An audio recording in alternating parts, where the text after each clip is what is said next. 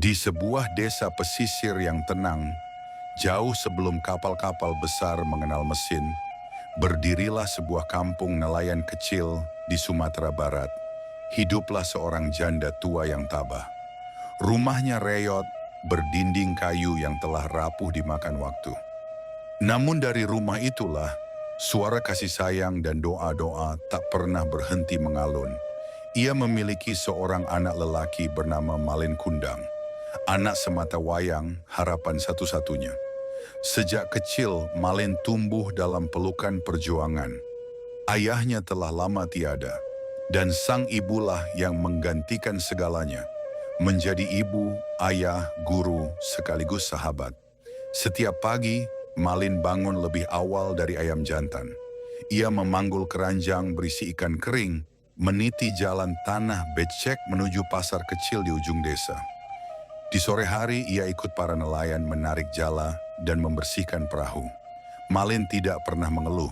Ia tahu hidup mereka keras, tapi ia juga tahu ibunya lebih keras lagi melawan kenyataan demi dirinya. Di bawah langit yang mendung dan ombak yang kadang tak bersahabat, Malin sering termenung di ujung dermaga. Matanya menatap jauh ke laut lepas. Andai aku bisa pergi ke sana, bisiknya pelan. Ia ingin lebih.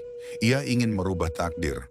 Bukan karena ia benci kampungnya, tapi karena ia ingin membalas kasih ibunya dengan masa depan yang lebih baik.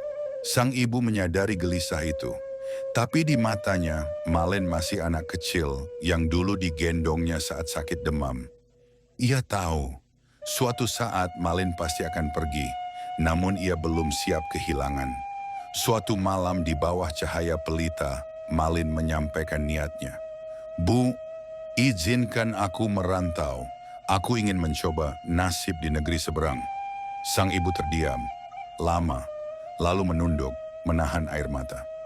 Kalau itu yang kau pilih, nak, ibu hanya minta satu. Jangan pernah lupakan dari mana kamu berasal. Jangan lupakan siapa yang melahirkan dan membesarkanmu. Malin memeluk ibunya. Erat, tak bersuara. Dalam pelukan itu ada harapan dan ketakutan. Keesokan paginya, Malin berangkat. Ia naik ke kapal dagang yang akan berlayar ke kota pelabuhan jauh di seberang. Di tepi dermaga, sang ibu berdiri sendiri, melambaikan tangan, sambil menahan isak. Hari itu, laut biru memisahkan mereka. Dan tak seorang pun tahu bahwa laut itu kelak akan menjadi saksi dari luka paling dalam antara ibu dan anak. Kapal yang membawa Malin melaju perlahan, menembus gelombang dan angin laut. Ia berdiri di haluan, menatap garis pantai yang makin mengecil, meninggalkan ibu, kampung, dan masa kecilnya di belakang. Dalam dada Malin bergejolak harapan. Ia tak tahu apa yang menantinya di tanah perantauan, tapi tekadnya sudah bulat. Ia harus sukses. Ia harus kembali suatu hari nanti, dengan bangga. Di kota pelabuhan yang ramai, Malin mulai dari bawah. Ia bekerja sebagai kuli di dermaga, memanggul karung dan mengangkut barang dari kapal ke gudang. Tubuhnya letih, kulitnya makin gelap terbakar matahari. Tapi ia tak mengeluh. Hari demi hari berlalu. Ia naik menjadi asisten pedagang. Ia belajar cepat, cara tawar-menawar, cara membaca pasar, cara berdagang. Tak butuh waktu lama, Malin jadi dikenal karena kepandaiannya. Beberapa tahun kemudian, ia sudah memiliki perahu dagang sendiri. Ia menjelajah dari pelabuhan ke pelabuhan, membawa rempah-rempah, kain, dan barang berharga. Uang datang, kekayaan mengalir. Malin menjadi saudagar muda yang disegani. Bajunya kini dari sutra, rumahnya bertingkat, dan pergaulannya bersama kalangan bangsawan. Di sebuah pesta besar, Malin bertemu seorang gadis cantik, anak seorang pejabat tinggi. Kecantikannya memikat, tutur katanya lembut. Malin jatuh hati, dan tak lama kemudian mereka menikah dalam pesta megah yang dihadiri para pembesar negeri. Namun di puncak kejayaan itu, Malin mulai melupakan segalanya. Ia tak lagi menyebut nama ibunya. Ia malu mengakui masa lalunya sebagai anak nelayan miskin. Ia menghapus kampung halamannya dari cerita. Di sisi lain sang ibu masih setia menunggu. Setiap pagi ia berdiri di tepi pantai, menatap lautan dengan tatapan kosong. Rambutnya makin memutih, tubuhnya makin renta, tapi hatinya tetap hangat. Ia percaya Malin akan pulang. Ia percaya anaknya tidak akan melupakan ibunya. Ia menyimpan sepasang baju lama Malin dan sehelai kain kecil yang dulu digunakan Malin saat bayi. Setiap malam ia peluk kain itu sambil berdoa, "Ya Allah, lindungilah anakku dan kembalikan dia dalam keadaan selamat." Hari berganti minggu, bulan berganti tahun. Lalu pada suatu hari, kabar itu datang. Sebuah kapal besar, megah dan bercahaya, bersandar di pelabuhan kampung. Para nelayan takjub melihatnya. Dan di antara awak kapal, berdiri seorang pria gagah, berpakaian indah, berkilau dari kepala sampai kaki. Dialah Malin Kundang. Tapi apakah hatinya masih mengenal asalnya? Atau apakah kekayaan telah membutakan segalanya? Kabar tentang kedatangan kapal besar itu menyebar cepat. Penduduk kampung berduyun-duyun ke pelabuhan, ingin melihat siapa gerangan tamu agung yang datang membawa kemewahan luar biasa. Di antara kerumunan itu, seorang wanita tua berdiri gemetar. Tatapannya menelisik tiap wajah di atas kapal. Dan tiba-tiba jantungnya berdegup kencang. Ia melihat sosok yang tak asing.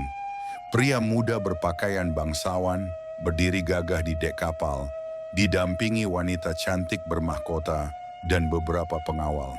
Air mata sang ibu tumpah. "Malin, Malin anakku," serunya sambil berlari tertatih mendekat. Orang-orang menoleh. Sang wanita tua berseru memanggil, menangis penuh haru, berharap dipeluk, dipanggil ibu, dan dibawa pulang. Tapi Malin berdiri kaku. Matanya menyipit, menahan rasa malu di depan istri dan para pengikutnya. Istrinya bertanya, "Siapa perempuan kumal itu?" Dan Malin menjawab, "Aku tidak kenal dia, mungkin dia orang gila." Seketika dunia sang ibu runtuh. Ia terdiam, tubuhnya lemas, lututnya jatuh ke tanah. "Malin, aku ibumu. Ini aku, anakku." Malin memalingkan wajah. "Bawa dia pergi dari sini," katanya kepada pengawal. Dua orang lelaki berbadan besar mendorong ibu tua itu menjauh, menyingkirkannya dari pelabuhan. Orang-orang kampung yang menyaksikan itu hanya bisa terdiam. Mereka tak menyangka, anak yang dulu dibesarkan dengan penuh cinta, kini tega mengusir ibunya sendiri. Di tengah keramaian, sang ibu hanya bisa menatap kapal itu dengan air mata dan luka yang tak bisa dilukiskan. Ia berjalan pulang dengan langkah gontai, menyusuri pasir pantai, sambil menggenggam kain bayi Malin yang masih disimpannya. Malam itu, langit tak berbintang. Di dalam gubuk tua, sang ibu bersujud dalam tangis. "Ya Allah, jika benar dia anakku, dan jika benar dia menolak darah dagingnya sendiri, maka biarlah engkau yang membalas. Aku ikhlas, aku serahkan padamu." Doa itu terucap dari hati yang paling dalam, dari hati seorang ibu yang telah dikhianati oleh anaknya sendiri. Malam gelap menyelimuti kampung nelayan. Angin mulai bertiup lebih kencang dan ombak menghempas pantai dengan suara menggelegar. Di atas kapal megah, Malin duduk bersama istrinya, tertawa kecil menyantap hidangan mewah. Tak ada secuil pun rasa bersalah tergambar di wajahnya. Tapi langit menyimpan murka. Awan gelap menggulung cepat, petir menyambar di kejauhan. Laut yang tadinya tenang, kini bergemuruh. Angin menerpa layar kapal, membuat para awak panik. "Ada badai!" teriak nakhoda. Sang istri menggenggam tangan Malin dengan takut. "Apa yang terjadi?" Malin bangkit, memandang ke arah pantai, dan seketika ia melihat siluet seorang wanita tua berdiri di ujung dermaga, menatap tajam ke arah kapal.